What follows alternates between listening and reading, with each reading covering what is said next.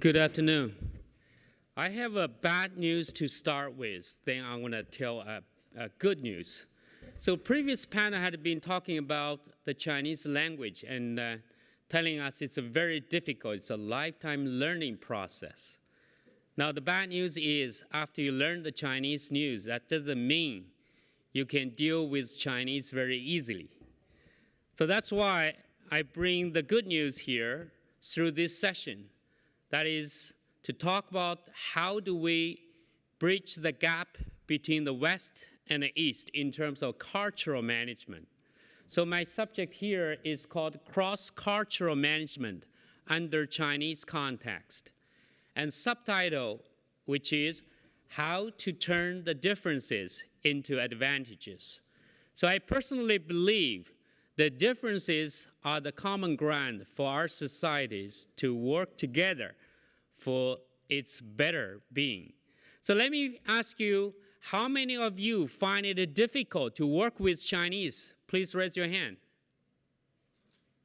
Quite a lot of them. I even see Chinese raise a hand.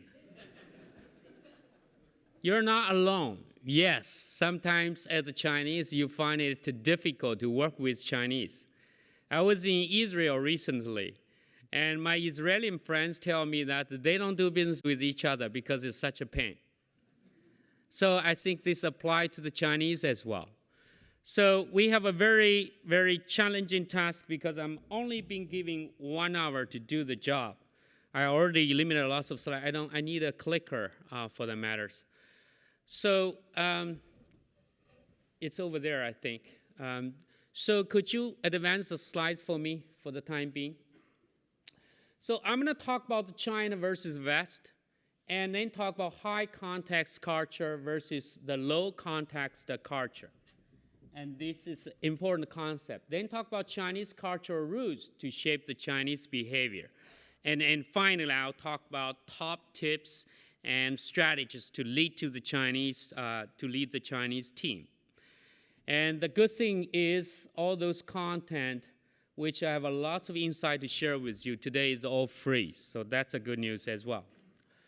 Now first, China versus West. There are many differences between the China and the West in terms of culture aspect. Let me start with some very, very illustrative picture to show you. Now, the Western approach represented with the blue and the Chinese on the right. So in terms of expressing the opinions, the Western tend to be very direct. If they don't like you, they say in front of you. And they don't care about your emotion. But the Chinese is contrary. Chinese like to express their opinion in a very sophisticated and detoured way. If you ask a Chinese about their opinion, they will likely start with something very irrelevant. And then going on and on around the corner, at the end you got lost. And you stop to asking that question. Now, if today, after my speech, and you don't like it, you're going to say, I wasted my 1 hour here. I could have done something else. But Chinese will say, oh, you've done a wonderful job. They're going to say bad things behind you at home. So this is a different way of expressing. Now, let me ask you, are there any advantages to express in the Chinese way, which is indirect expressing?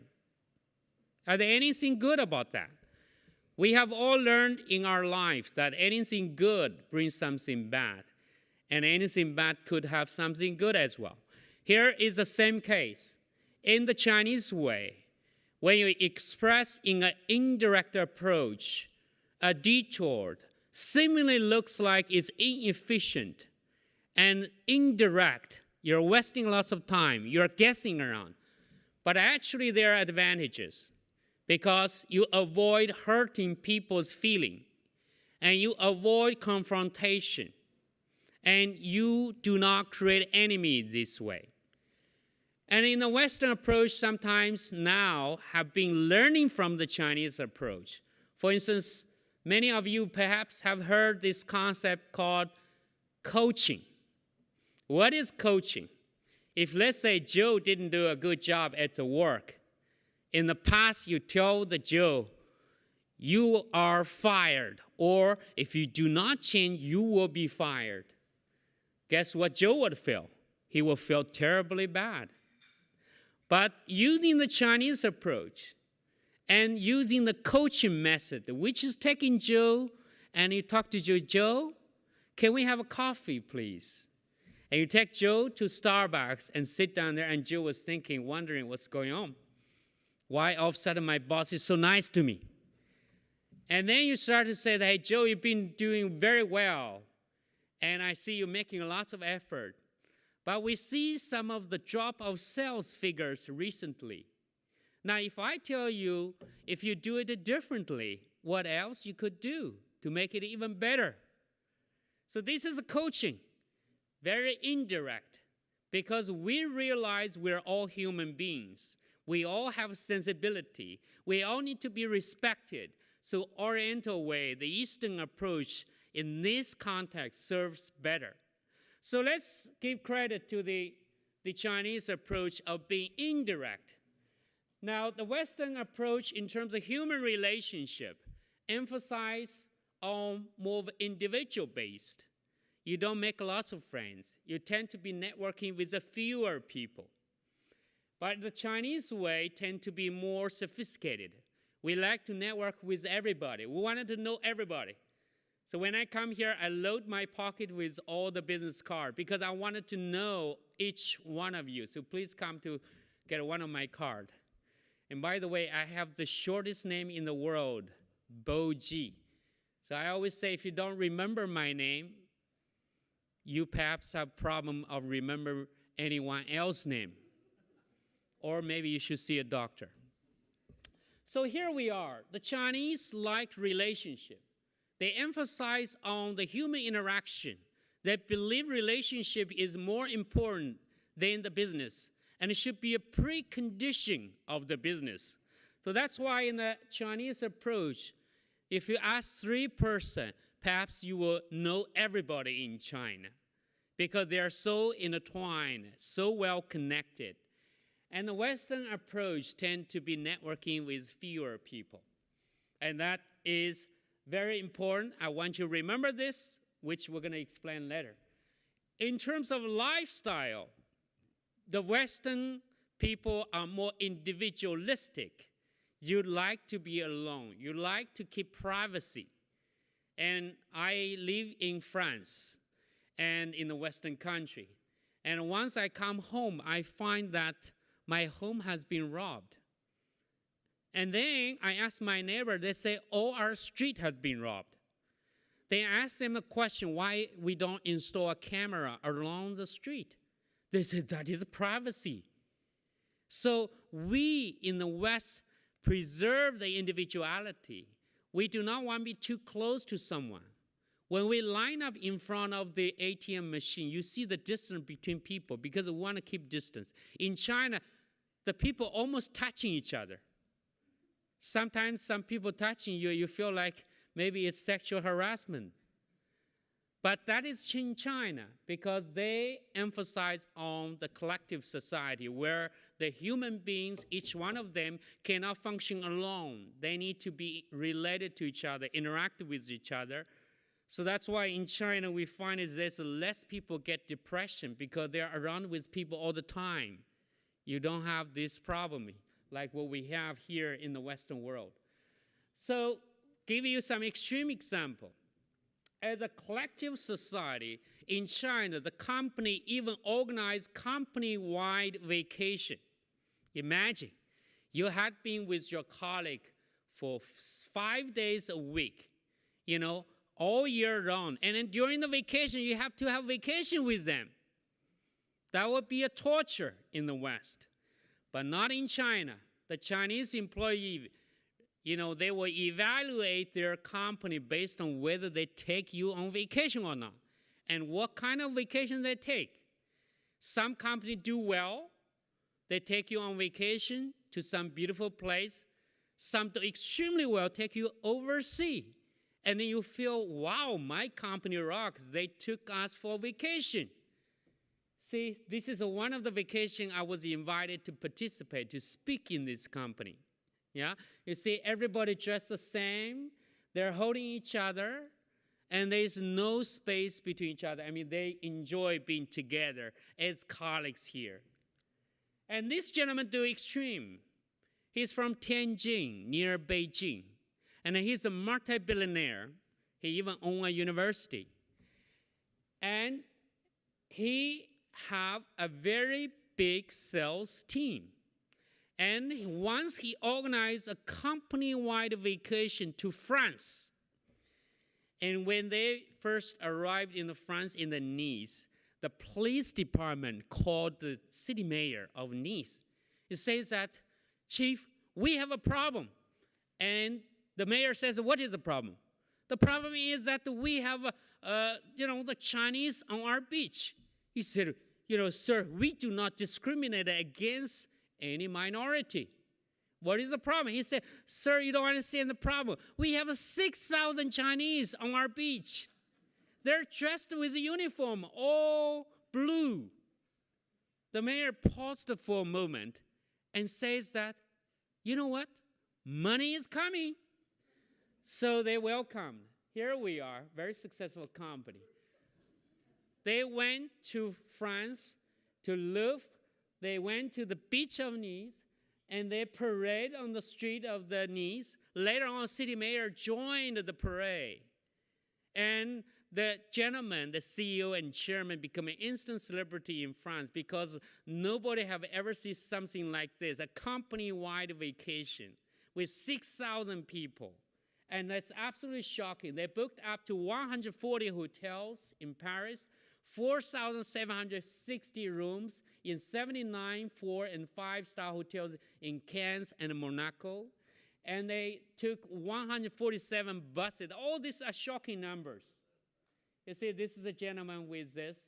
And France is 33 million euro better off. They have added 33 million GDP to the France. So that is the thing.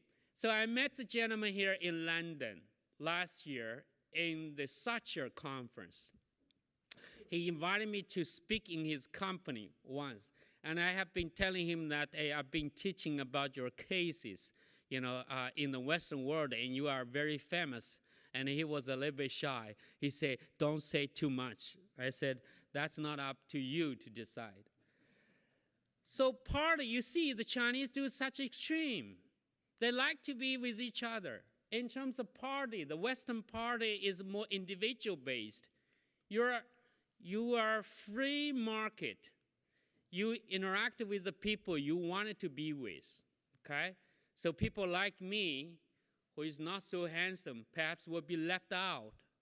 And those handsome guy, beautiful girl would always have someone networking with them. But in Chinese approach, we make sure that nobody is left out. Everybody is part of the game, part of the party. So for that reasons, we organize the party, make sure everybody is part of this party. So Western party is more like a free market. The Chinese party is more organized conference this way. Now in the restaurant, the Western are pretty civilized, very quiet, carrying a conversation. In the Chinese restaurant, Chinese are usually shy.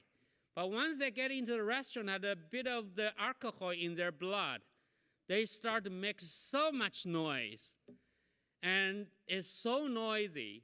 That's why most of the Western restaurant doesn't receive Chinese delegation. Because if they do, all other Western, customer will go away because they couldn't tolerate this kind of craziness, madness. Now, so you see here, they are getting so high up. In terms of handling the problem, the Western approach is more direct.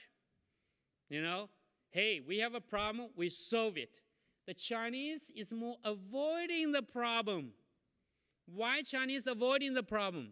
Because Chinese believe when you solve a problem without much thinking, you may create a bigger problem. So we don't do that. We will never have a president of China wake up in the morning writing a Twitter I think if he will write a Twitter, he perhaps will write in the evening and have a whole day to think about it before writing. But Donald Trump doesn't do this way. He wake up, I don't like this. Here's a Twitter. And stock market start to tumbling, you know. So that is typical difference between the West and the East. The Western tend to be very direct. I don't like something, I'll just say it. In China, I don't like something, I'm going to think about it.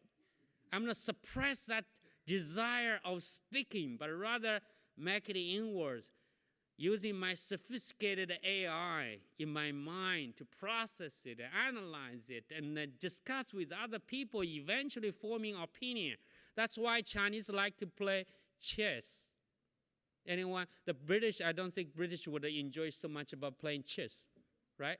That is so boring. You're sitting there for hours thinking about something, right? Certainly not America. You know, American more like taking action. Sports is more American thing. But Chinese like to think. You play chess for hours, thinking about what this move will mean for the next 3 moves. If you only think about moving one step, you're going to lose all the time. Because chess is all about how does this movement impact your entire strategy. So Chinese are very good at that. So that's why they refuse to handle a problem directly. They refuse to do it directly. They insist they must take some time to think about that. That's why when you do business with Chinese, you find it so difficult. Such a simple thing. Why you think so long? Why it takes 6 months rather than now? Perhaps now you start to understand why. For instance, China will never do what President Obama did, order Navy SEALs to attack bin Laden in Pakistan. You know, he doesn't even think about it. Oh, that's a different country. We do not have a right to enter that country. No, they don't think this way. They say bin Laden is a problem. We're going to attack bin Laden. We're going to just do it, and then think about consequences. That's the American approach. Very extreme. China has a lot of issues like Taiwan issue. Yeah? Taiwan was the opposite party retreated to Taiwan. They were defeated and retreated to Taiwan. And the opposite party never wanted to declare independence because they believe they should be part of the ruling party of China. If they declare independence from mainland China, it's basically saying that I'm a loser. That's why they never did. But recent government have a little bit intention to have independence. Did Chinese government do anything about it? So far, Chinese government are not doing anything, using military force to do that because they know if they do that, they will create more problem, more mess. You know, the Western world tend to think differently. If the Western world, they would just throw the bomb and do it. That's what they did to Syria. That's what they did to many other countries. They just do it and then later on realize, oh, there's a refugee problem. We didn't think about that. Now it's a problem. Oh, we didn't think about the terrorist attack. You know, we didn't think about chaoticness in Iraq, in Syria, right?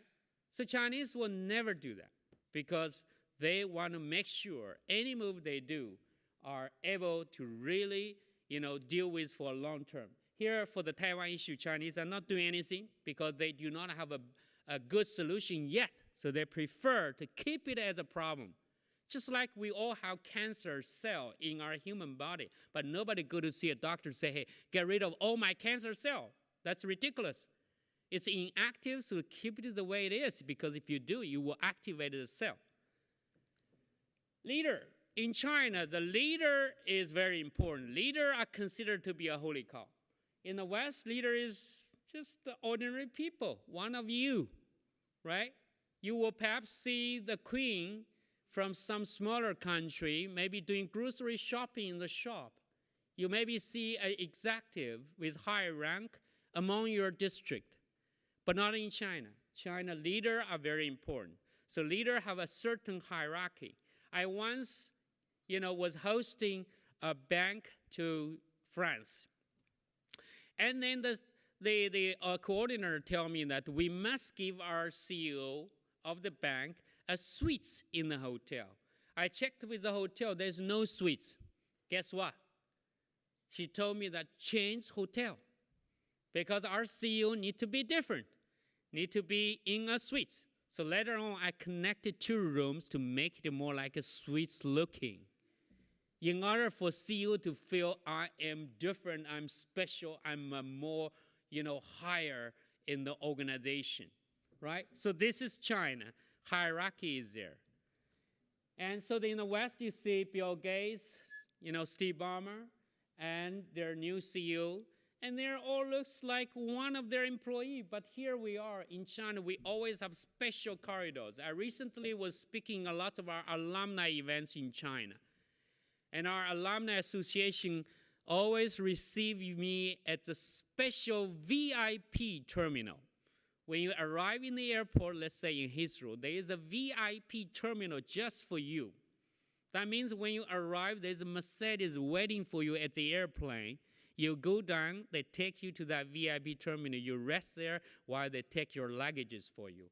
And then another Mercedes outside of the airport in front of the gate, in front of the terminal, standing there waiting for you. Once you have a luggage, they take you into the car. So that is kind of the special treatment for the VIPs in China. But in the West, you don't have this because everybody is relatively more equal. But in China, this is showing the respect to the leader. And by the way, showing the respect to the leader means show the respect to all their people. If I'm one of the team, if my leader was not respected, I feel I am not respected. That's how Chinese view things. Now, Lao Tzu once said something, says that water is the last thing a fish notices. When fish is in the fish tank or the sea, fish can notice other fish, the plants, or any other objects. But the last thing the fish notice is water. And by the way, water is the most important thing to the fish. Without water, the fish cannot function at all. But yet, the fish doesn't notice. And I use this to share with you that the culture is the same. We cannot live without culture, yet we do not notice the culture.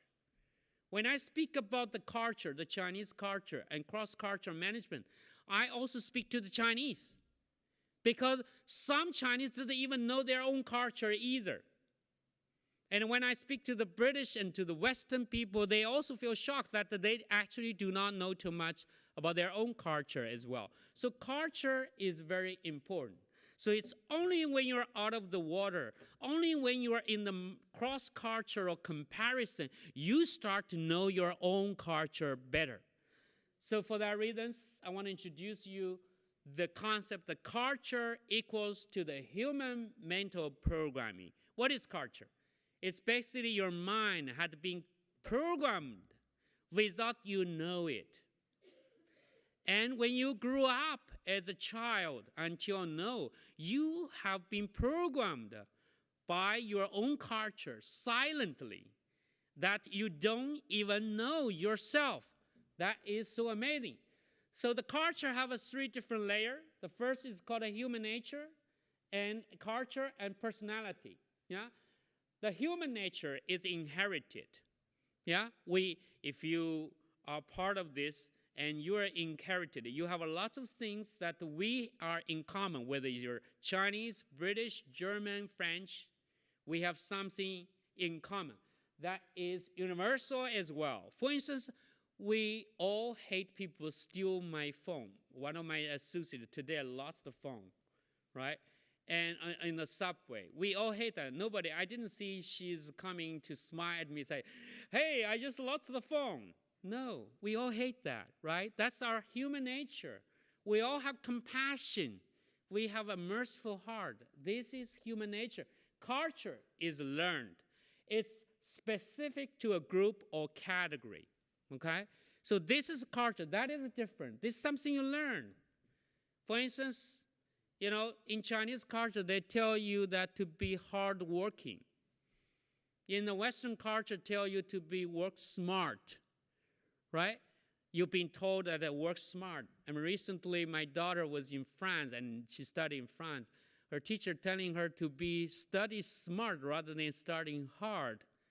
Well, my daughter obviously understands this point because we influence them all the time about these 2 points.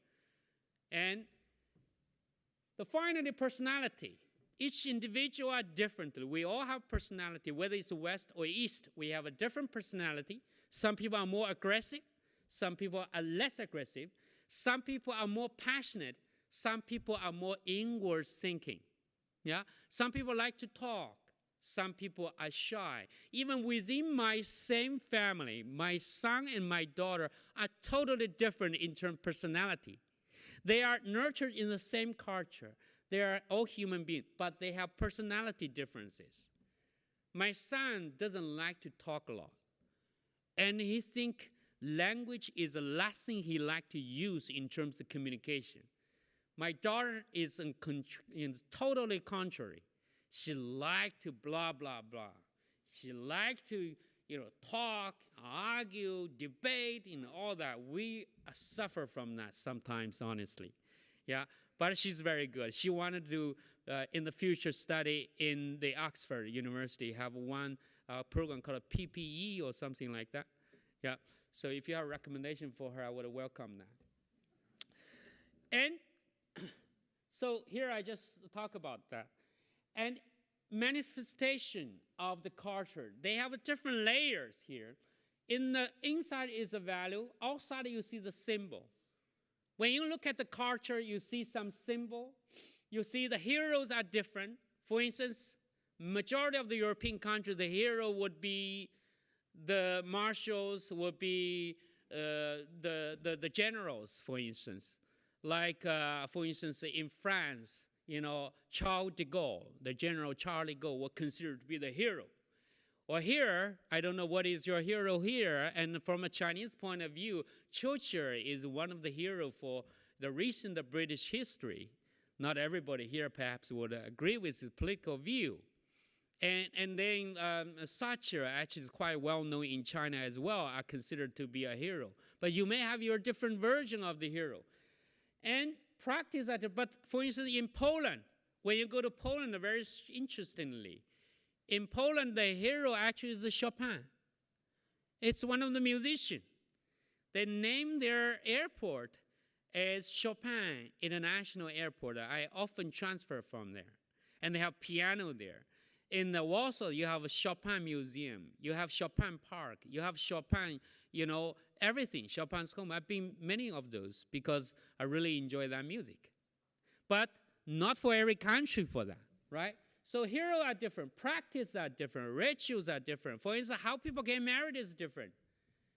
In the West, you have a different way of marrying people. You ask them to promise to each other, which oftentimes result in nothing. And in China, they put a lot of food on the table. You eat a lot, right? And you drink a lot. You got drunk, yeah? So these are the different things. From outside, it looks quite, so that's why I always criticize the Chinese restaurant, because they come to Europe, in London, for instance, you go to Chinatown, it's all red Latin, right? Red everywhere, particularly Chinese, red everywhere. That is just very surface of China. But the hardcore of the China is the value. So it's not just the Oscar. So I want to share with you a little bit about the culture iceberg here.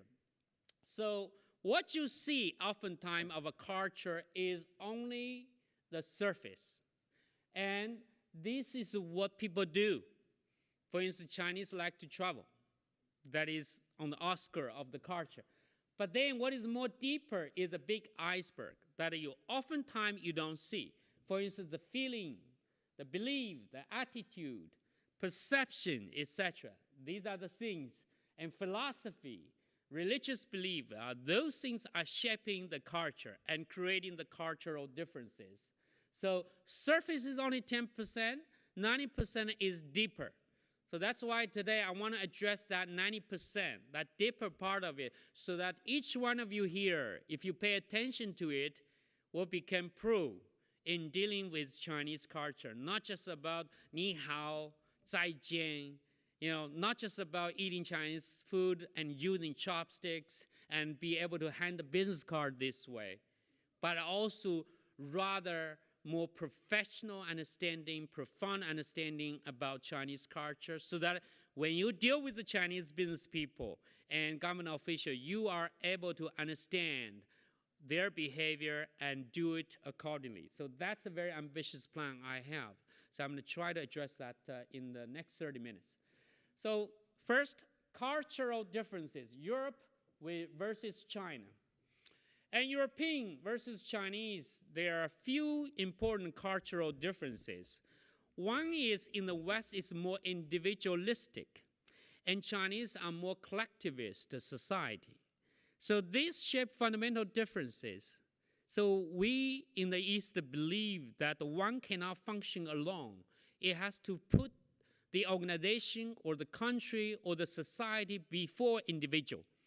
But the Western views think that I am the most important thing in the world, so I should be first, and then the company, the organization, the society, and the country should be secondary. So in China, there is a saying that the country first, the interest of the country first, and then the organization's interest second, and finally is the individual interest. So that clearly define the differences between China and the West. And second, equality versus hierarchy. In the West, emphasize on equality. We are all created equal. So nobody should be above the other people. That's why there's a very strong law. Yeah, human beings are created equal. Each one have the right to human rights. United Nations have the Declaration of the Human Rights. Yeah, and in China, it's hierarchy. Not everybody is equal. Yeah, you're on the top hierarchy, you're more important than the people underneath of it. So that forms the fundamental differences in this cultural aspect. Third, the West is information-oriented, and the Chinese is more relationship-oriented. Information-oriented meaning that we are networking with each other, not for the relationship, but rather for the information, because you can help me. You teach me something. But in China, this network is emphasized on relationship, so that that relationship is not just about network. There's a difference between network and relationship. In my LinkedIn, I have like close to 50,000 network connections. You wonder why I have 50,000 network connections. Because LinkedIn only allows 30,000 as maximum. That means I have more than one account. That's the reason. So, but that's a connection. So I often run into people in the airport. People call me, Mr. G, how are you? And I was like, yes, very good. How are you? So I actually don't know them. Yeah? But then that's a connection. When you do business in China, connection is not enough. You need to have a substantial relationship. So building that relationship is very important in China. We call it guanxi. And for that matter, many scholars have been written in this way called a soft tie relationship. That is very important. From a Western scholar, one of the Stanford professor, Mark Granovetter, had published this book in 80s about this concept of the soft tie relationship. And I believe his book is called like Finding a Job. As a matter of fact, I was told in 2005, like 67% of the job are not, the job that people get is not through the job search, but rather through the relationship in the West. Meaning that if this gentleman sitting here knows there's an opportunity, and he will tell his friends or network, and then these people will have the first-hand knowledge about this, and then they will get this opportunity. Not through like a career builder or job search engine for that matters. So building that relationship now, Western people are already very much emphasized. Reductionist versus holistic. The Western people like to do the reductions. The Chinese are more holistic, try to build a more sophisticated understanding around things. Western people tend to simplify things. There's a lot of merit to do that. And the Western are more sequential. Yeah, there's a sequence of things, very logical thinking, but Chinese are very circular. Sometimes you don't know where it's going. Yeah, very circular, because they haven't found the right logic to help them to really understand. And West are seeking the truth. The Chinese is seeking the way. The Western are very truthful, seeking the truth. Chinese are trying to figure out, okay, where is the way to get away from this, right? So that is different. The European are argumental culture. You know, I live in France. French people like to argue a lot. My children in a young age has learned how to debate in the school. Yeah, but the Chinese approach is more about bargaining, because Chinese say that, you know, argument doesn't make money, bargain does save money. So they are more utility-based approach for that. So the Chinese are very much bargain. Even in the grocery store, when you buy something, you negotiate. I once was able to negotiate the fish price in the restaurant. Imagine you walk into a restaurant, and then when the waiter come over and place the order, you see the menu. It says, I want to order the fish. How much is it? 25 pounds. And he said, can you sell me for 20 pounds? Imagine. Do it today. That's your homework. And you will be very surprised to see a lot of interesting, thought-provoking, and cultural, interesting thing. And tell me if you're successful, and also tell me if you failed. And it will be very interesting for that. So Chinese like to bargain for that reason. Now, high context versus low context culture, I want to share with you. What is a high context culture versus low context culture? The Western are more low context culture, which means that whatever you say is what you mean. The Chinese is more high context. It means that what you say doesn't necessarily mean what you mean. That's why you have a lot of difficulty when Chinese sometimes say that in order to turn left, you have to signal right. You have to confuse people, right? So that makes the Chinese culture difficult. Now here we are. Japanese are even more high context than the Chinese, than the Arabic, than Latin American, than Portuguese, English, Italian, French, North American. So the higher it is a more high context culture for that. So every individual uses both high context and low context communication.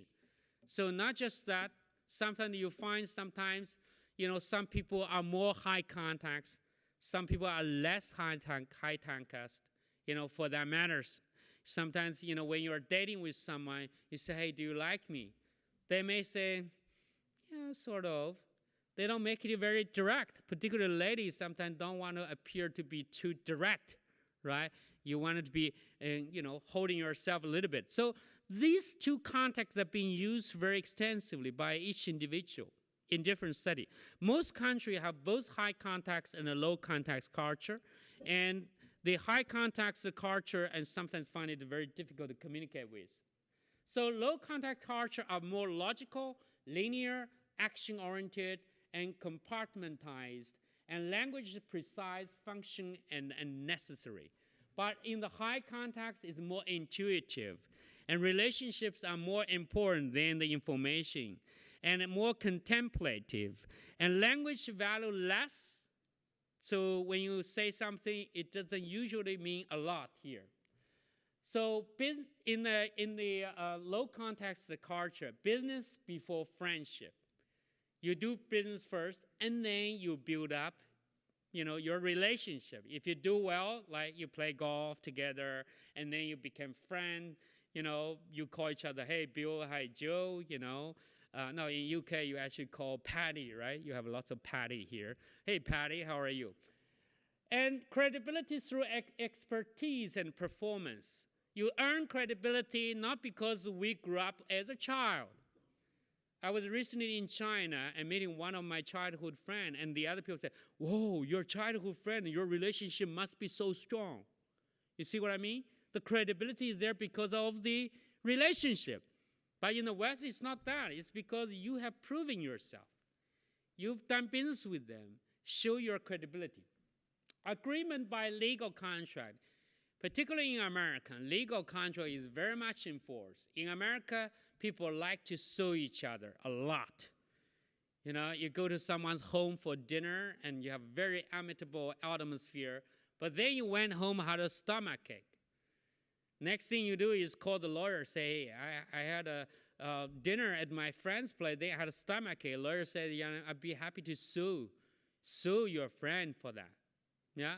Or you went to your neighbor's home, to pick up an apple, and you eat the apple, and you had a problem to break your teeth for some reasons. And you can sue your neighbor because they didn't put the fence. Yeah? So it's a culture of suing each other. And legal system is very much established for that. And negotiation emphasizes on efficiency. Very much emphasizing efficiency here. High context culture, no business without friendship. You don't do business because, they're good. It's because there's some relationship. Even though your product is so good, but still needs some relationship to introduce. Credibility through relationship, not through, the birth. Agreement founded on trust, negotiation slow. Sometimes when you negotiate with Chinese, it takes so long. You think they're not interested, but didn't realize it's cultural differences. You shouldn't give up just because Chinese are slow. It's because the relationship is not there yet. That's why it's slow. If it's there, it could be very fast. So you should think from a different point of view. So high context versus low context culture here. In terms of lawyer, high context less important.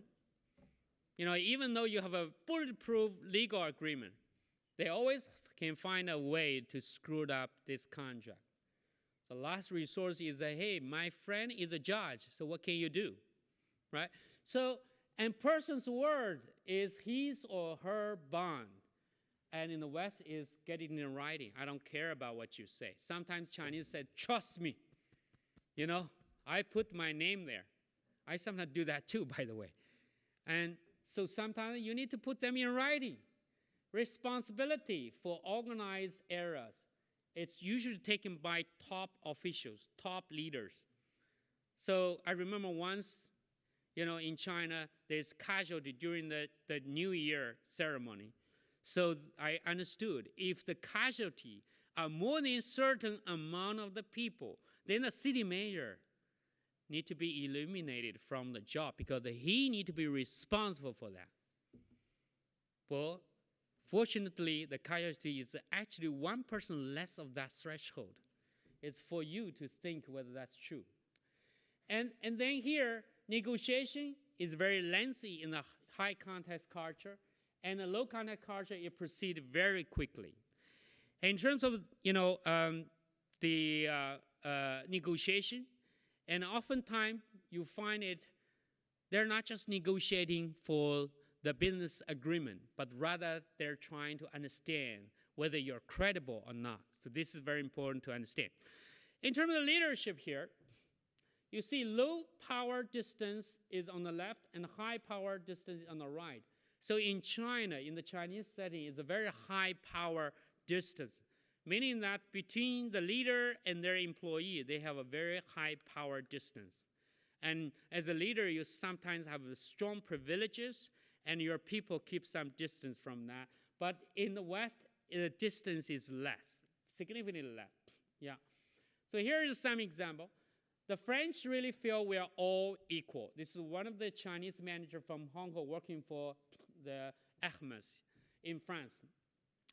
Here, a team member challenged his boss, openly in front of the group. No one thinks this is strange. And the boss asks the team members that they think, and they says, great, you understand this better than me, let's do it. In China, the boss would never say, your employees do better than me. So they try to keep that distance here. But the France made the Chinese employee feel very equal. Communication. In the high context culture, the communication you can see that is more sophisticated, more high context. And low context culture in US is very easy. Sometimes you give the orders through the email. You use that a lot. The Chinese, before email communication, need to have a lot of discussion, face-to-face meeting, and sort through everything. Then write an email to communicate. In America, they could just communicate through an email, and that's it. So multicultural team need a low context process. And in a cross-cultural situation, recap everything in writing. Don't just believe in the word, but recap everything in wording when you do business with China. Be careful to ensure that what you mean to communicate is what you actually communicate. Make sure there's no question, no differences here. And if you worry you're too high context, explain the problem and laugh at yourself. Sometimes downplay a little bit, it's important. Disagreement in the Chinese culture or high context culture is trying to avoid confrontation. Chinese don't like confrontation. So if you do business with Chinese, make sure you understand that. So try to avoid confrontation as much as possible because they don't like that. They like to have harmony because Confucius emphasized on harmony. And this morning I was interviewed here and I mentioned something. Confucius said the diversity brings more harmony. But toward the end, it's still the harmony that is the most important. If you ride on the Chinese train, the high-speed train, it's all called harmony. 和谐好 is harmony. So it's very important to understand the confidence. Macro versus the micro. The Chinese start with macro. They all start with talking about big picture before they go to the more detailed. For instance, Chinese, in terms of the calendar for the dates, they will start with year, 2019, and then months, January, and then date, 18. But in the West, it's all over the board. Americans start with month, date, and year. And the UK start with date, months, and year, totally opposite from China. So it's totally taking micro to macro approach. But Chinese take a view very differently. So let's look at this photo. This photo was taken in Sweden. If you would be a Chinese to take this photo, which one they would take? On the right, exactly. Because they want to make sure they include everything here. Take a macro view. If you would be West to take the photo, you would be the left. Because they want to emphasize on individuality, emphasize on you. I once did this experiment when I had an honor to have lunch with European Parliament chairman for China delegation. And when I had a lunch debate with him, he was sitting across from me, and the photographer had been taking lots of photos around us. And then I said that, Mr. Dooney, I want to make a point. So, photographer, could you show me the photo you take? The photographer showed me the photo. It's all about me, my face, and nothing else. And I say that if I show this photo to anyone, they have no idea where I am. You could take this kind of photo everywhere, and they have no idea where it is. I said, now take a photo in a Chinese way. And then I give him the phone. He makes sure everybody's included. Now when I send this photo in the social media, they understand where I am, what I'm doing. But if I were to publish the first photo taken in the Western way, nobody knows what I'm doing. So this is the difference between macro and micro view for that. So here, if you pay attention to the right, you'll notice, hey, this gentleman actually doesn't have a shoes. You cannot tell that from the left photo. And actually, hey, there's a lamp above him, and the chair is very funny. And then you realize, oh, he must be a designer. Indeed, he is a designer for that, right? And his light is very cool, very fun. So trust, in the Chinese way, it's a relationship-oriented trust system. You trust someone because you know them. In the West, you trust someone because they're good. They have a good track record, but not in the Chinese way. This is very difficult for most of the people to understand. So here I draw this chart. The relationship-based network. On the left, outsider receiving introductions through a middleman sometimes in China. And network owner will be introducer and introduced to the network. First, they will not introduce to the most important person. They will introduce to the lower risk starter. And then when they meet those lower risk people, and then see that, hey, you're actually good. You fit into our network, and then bring it a little bit higher value to contacts. And if you prove yourself and you abide the rule and you're creating the value to the network, eventually introduce to the core social asset. Yeah? This is also true to the Western people as well, but Chinese do this to a great extreme for that. Yeah? So that's a relationship-based network. So Northern Europe, like Americans, spend much less time building relationship than Southern Europe, yeah, or Chinese. And trust is more likely built through the work and less through having a personal connection. Even if you have a good personal connection, that may not have a big impact on how the work is conducted. Relationship-oriented leaders need to be aware that their style may be perceived as insufficient when working with task-oriented culture, like you. So on the contrary, when you are more task-oriented, you need to understand the relationship-oriented leadership. And so you need to build up that more and spend more time to do that. Now here are some sort of the example when people talk about the meeting. In a good meeting, the majority of the Chinese poll responded, 61% say, we put a formal stamp on a decision that has been made before the meeting starts in an informal pre-meeting. That means it has pre-decided. The meeting is just a way of making an announcement and show alignment. But then the majority of American poll responded, 79% said that a decision is made. Wow, we walk into the meeting without any decision. We didn't agree with each other, but during the meeting, we made a consensus, we made a decision. And finally, the majority of French poll responded, 64% said that we debate and share various views. French are very good at that. They enjoy debating all the time. There is France in Paris. There is Republic Plaza. On a daily basis, there are people. They are just debating. Sometimes Chinese don't understand. What are you debating for? There's debating for nothing. But French just have this card. They enjoy doing that. A country that enjoy revolution, which is going on right now. You know, I live in France. Sometimes I don't feel so safe there because of lots of potential conflict involved there. Comfort with silence. The Chinese is a culture that feels so comfortable with silence. The Western culture are not. When you're in a meeting and someone doesn't talk, you feel awkward. You feel bad. You feel dead. You feel like we need to say something. We need to do something to change that. But in the Chinese culture, be silent, it's okay. So when you deal with the Chinese, you need to understand this point. Sometimes they're not very vocal. Sometimes you are talking too much. And then they end up with saying nothing. You're a loser. Why? Because you don't understand what's in their mind. They understood everything from you because you're blah, blah, blah, blah too much. Yeah?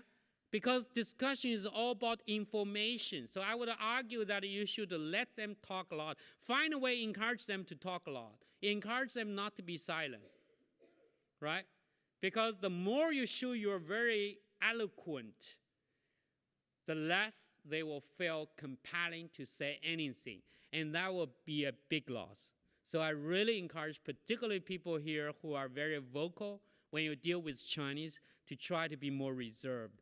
Try to give them opportunity to talk. And getting their views out from their chest is a very important thing and good strategy for you. Don't too much worry about you're losing your glorious, charm. Rather letting them to say that. Yeah. So I'm going to skip some of those. The third Chinese cultural rules. Why this happening? I'm going to share with you some of the rules here. The number one root is the traditional Chinese philosophies that had been governing Chinese society for more than 2,000 years. For instance, Confucianism, yeah, and Taoism, war strategism. This is only three, but there are many more. And more than 2,500 years ago in China, we had more than 100 philosophers at the time who are creating different schools of thoughts 2,500 years ago. Nowadays, we don't have a lot of big philosophers, not just China, worldwide. because we don't think. We don't have time to think. We're on social media all the time. We're busy here and there. And we don't have time to really think. And in ancient time, philosophers really think. They have nothing else to do. There's no social media. They just think. So they became a thinker and philosopher for that matter. So China is no exception for that. So first, Confucianism. Confucianism is a form of moral ethics and practical doctrine of interpersonal relationships. So interpersonal relationships is very important. It encompasses from the perspective of negotiation 6 core values. Moral cultivation, importance of interpersonal relationship, family orientation, respect for seniority and hierarchy, pursuit of harmony and avoidance of conflict, and the concept of faith. All these are what we just described. You can see where its roots coming from. Many people say that, China is a communist country. But I argue that the communism influence to China is a more of a recent event. And the Chinese are very much influenced by the Confucianism, and which had been governing China for more than 2,500 years. That is a core part of the Chinese value for that reason.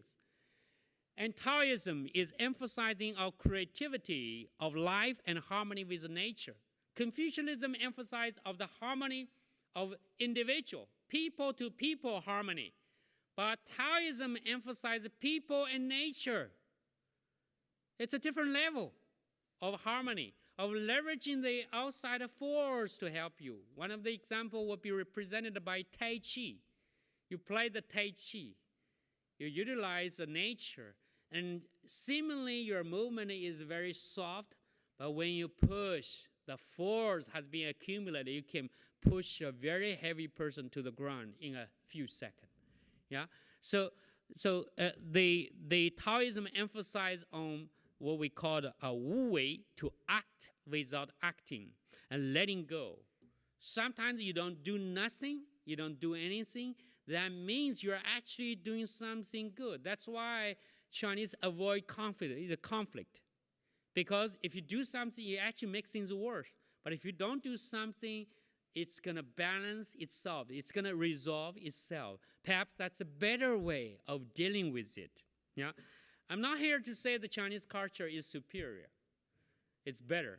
I'm here to explain to you what's the root cause of it. I personally believe the blend of Western and Chinese culture is very powerful. For that, you can watch my TED Talk video. You can find it out from the TED Talk website. So it is a practical of the law of unity of the opposite, which you see the yin-yang, black and white. The conflicting side, combining them together became even more powerful. And then we also have the war stratagem, which they have 36 war stratagem, and also together with the art of the war. I was speaking early last year in the LSE and about this subject of the art of the war. I find a lot of Western audience are very curious about that. So I will soon speak about this subject in Prague as well for this. So this is using those 36 strategies to manage in the wartime, but also can deal with business as well. So Chinese culture is very unique. It's influenced by the Confucianism, concentrate on the relationship, emphasize on the harmony, and long-term profitability. That's why a lot of things are quite different from the Western side. And traditional Chinese kids have been taught with all those principles here. For instance, selfless. Second, doctrine of mean. And that means that don't be left or right, but in the middle. Don't go extreme. And third, respect the old and cherish the young. This is different in France, for instance. And in China, if you're a kid, you will adore them. When you go to see someone like, oh, you're so cute, you're so lovely, all the time. When you are old, they respect you. I have a friend, he told me that the principle I find the partner is whether this partner respects the old people. That is very much influenced by Confucianism. And peace is more precise. That's why Chinese army, usually do not step out of the boundary of the country to invade into other country because they emphasize on the peace. And every man has a share of responsibility for the fate of the country. So the patriotism is very strong in China. Strive constantly for self-improvement. Always not satisfied with yourself and always improving. Work hard and perseveringly. So working very hard, always deal with the hardship. Some hardship is very unbearable, but the Chinese are able to deal with that. That's why Americans fear nobody else except Chinese army, because they never win against Chinese army despite the fact they have better weapons.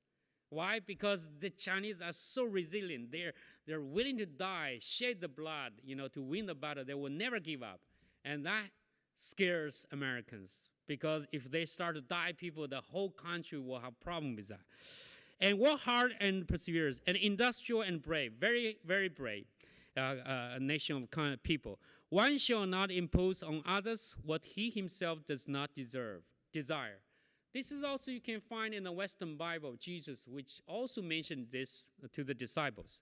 Not to pocket the money one has picked up. So as a child, we sing this song, that if you pick up small money, one penny, you give to the policeman. And take pleasure in helping other people. It's also one of the very important virtues as well. Means.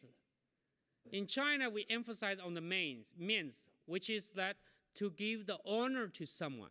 Yeah, you don't want it to lose the face or lose the honor. Very important. So, and I have to skip a lot of this. I see my time is already up.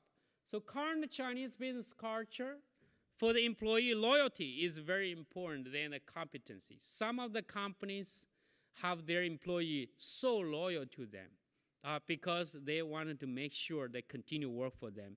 And the Japanese actually do this to a great extent. Some employee working for Japanese culture, they never lose a job, no matter what happened. Yeah, so China is like that. Respect the leader is absolutely important. So when you do business with China, sometimes I argue, hire Chinese people because they respect you and they make sure you have the hierarchy there. I once was speaking to the city mayor of Antwerp. He is the most powerful man in Belgium. He said that I want to be a city mayor in China because I will be so much respected in China than in my own city. Speed is of great importance in China.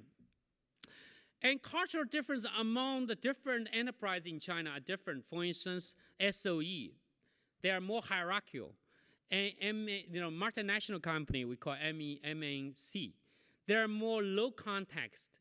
So that's why I argue you should establish your company in China. Then you can still preserve your multinational company culture. Finally, private business is quite different, depending on the boss. It sometimes could be very traditional and hierarchy-driven, right? Decision-making often lies in the big boss. The boss, like, I'm the only decision maker sometimes. In a multinational company, it's more democratic, and SOEs have some democracies there as well. Yeah, you need to balance between the means and the leadership. Yeah, and you need to learn how to say no in Chinese culture, because Chinese doesn't like to say no. Even though you so wanted to say no, you need to find a very clever way to say no, because nobody want to be rejected in China, for that matters. So, for instance, sometimes you are forced on this kind of question: how do you find the Shanghai pollution? Yeah, maybe some people, some Chinese will talk this way to you. You don't want to say, oh, that's terrible. That will be damaging their face. And you could be more diplomatic. And by saying that, as with any big city, there's always pollution. For instance, the London Underground. I was there yesterday, and I took the Victoria line. And I see so much pollution, not less than in Shanghai there, in that particular area. And most Chinese people speak very bad English. It must be difficult communicating. I don't think speaking any Mandarin, so I'm glad Chinese can help me by speaking English. You see, you always find creative way to help preserve the face, right? why are there so many poor people in China? And you can say it this way. Every country has poor people, but China has done really well over recent years in rapidly reducing the number of poor, right? That would be more gracious to say that. I bet your salary is really high. You must be rich. And you can say something, my salary is not high in UK, and we have much bigger, higher cost to live, so I'm definitely not rich, right? So you have a different way of expressing it. Emphasize on the context, for that. And make recognition socially within the company in China sometimes is very different from the Western country. So a lot of time, monetary incentive like this is very interesting.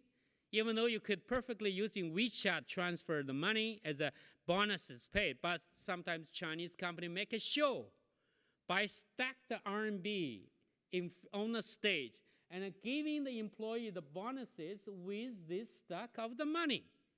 This worker receive a lot of cash at the end of the year. And it's not that safe, right? But they feel good. They feel good that the money is in front of them. Yeah. Discourage reciprocity. Because the Guanxi Chinese employee may feel a strong internal social pressure to reciprocal in kind when they receive recognition and reward from a colleague. So you need to be aware of that. Make sure they understand that reciprocity is not part of the recognition and reward program for that. And de-emphasize excess reward ceremonies. Sometimes the team awards are very appropriate, and it will please employees who want to feel part of a large frame of the success. Don't be afraid to give award out together when they are deserved. So don't be too worried about that. It could be serving as a very good scenario for that. Finally, I wanted to talk about top tips and strategies to lead your Chinese team. First, in terms of meeting management, when you are in a meeting, you need to clearly define, make sure the communication is there, and well document the meeting notes so that everybody are on the same page. Second, conflict management. And when you deal with a conflict, you need to be aware the Chinese does not like conflict. You need to manage in a very artistic way so that nobody is hurt. And empowerment, when you empower the employee, in the Western approach sometimes are more singular. But in the Chinese approach, you need to be aware of the people. When you empower employee, you do not discourage other employee. And also different approach of using it, which we just discussed. Compensation, the Chinese on one hand emphasize on monetary compensation, but also there's other compensation like travel, like going abroad, like vacation. And these are all good compensation. Sometimes a matter of helping your employees' children getting a good school, or helping your employee's spouse to find a better job, that could be an even better compensation. And they will be much more appreciative of that. And team culture need to be a cohesive team culture in China. And I would argue sometimes your Western culture could directly influence them as well. In innovation and entrepreneurship, in China, people are not so innovative, not so disruptive in terms of innovation. A lot of Chinese innovation are more Me Too innovation. So you need to leverage that and helping the Chinese. It's not mean that they're not smart. It means that culturally, it's just not very disruptive. So you need to bring their good things out of it. Yeah, you need to encourage them to speak up, to be different, to think differently for that. And effective leadership, we just talked a lot about that. The current Chinese business culture. How do you deal with their existing culture? Now you're introducing a new Western culture. These two sometimes seemingly contract to each other, but if you manage well, it could bring a very good balance, could reinforce each other. I'm not saying that you should totally go with the Chinese culture. And it could have a bit of spark because a lot of Chinese are actually appreciative of Western culture. So find that balance is something very important for that. I do want to take this opportunity to talk about two programs that we have as a school. Number one is called a China Start Program. This is for startups who want to go to China, to raise the money, to learn how to go to China, and build a relationship in China. This is a program for you. So our program manager, Li Ping Wang, is here. So you can find her. Please stand up, and you can You can talk to her for that. And next program is in May 20 to 27th. And we brought already 5 times 125 companies from Europe and all over the world to China, visited lots of. And the second is called the China CEO program. This is a program that we bring the CEOs from UK, from other European countries to China to network and to help them to really learn how to do business in China. It's May 12 to 17. So Jennifer Wang is the program manager. Could you stand up, Jennifer? Jennifer, where are you? So you can find her at our booth. So here are my contacts. If you want to connect with me here, my LinkedIn, my email, and my WeChat. So I will show these slides here. And we have our website here as well for that matters. So I encourage you to go to China. It's not that difficult. There is a great opportunity. I will speak this afternoon at 3:15 to talk about a 1 trillion yuan opportunity. So you feel free to join me for that speech and to help you understand in a very specific industry and section for that. So thank you for your attention for this. I hope you enjoy working with Chinese, and I hope you are able to manage and deal with the Chinese culture. Good luck. Thank you.